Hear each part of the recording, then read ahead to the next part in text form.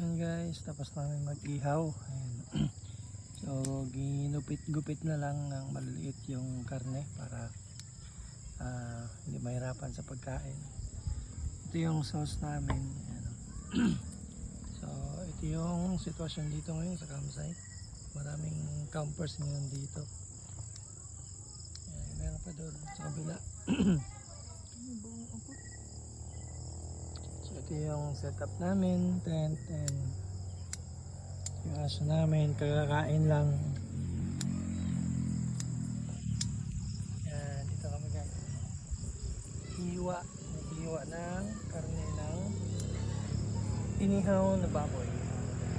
So maganda naman yung panahon.